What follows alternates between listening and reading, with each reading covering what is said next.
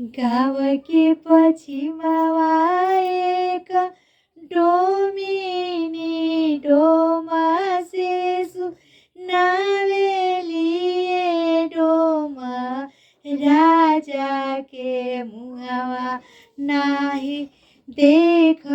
भी राजा नीर बंसी हुए ए डोमा राजा के मुहावा नाही देख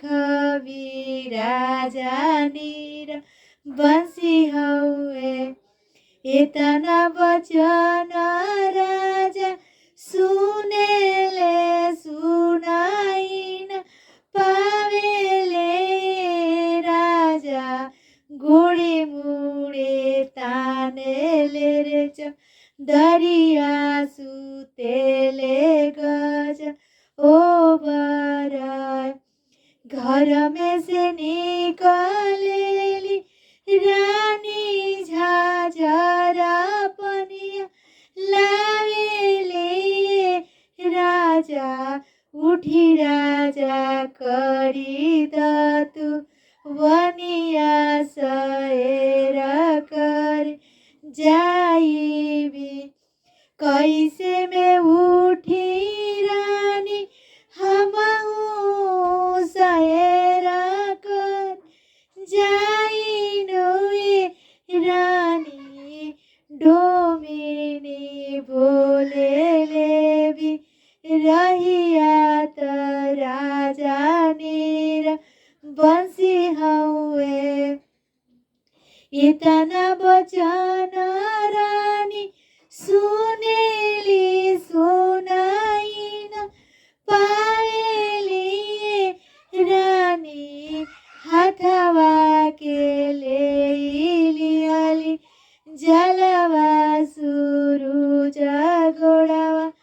लागेली ए सुरुज हमारा पर होखी ना दे याल डोमिनिया बिराई बोलेली एक मास बीतले दो सरी मासे आवारू तीसरी मासे राजा नवे मासे रामजीज नमले महलिया उठे सोहारा आंगन बहाराइता चिड़िया सरवे गुण आगराए चिड़िया डोम के देहु नाब ए चिड़िया डोमिन के देहु नाबो लाई राजा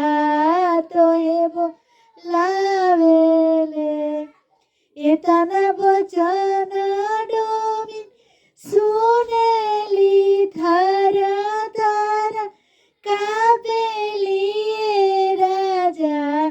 किया राजा घर से निकली है कवन खास होई गईले आव हुए डोमिन आव पलंग चढ़ी बैठानु ए डोमिन तोहर बोलिया बहुते होचु लाछन राम जीज नमलिहाले घर में से निकल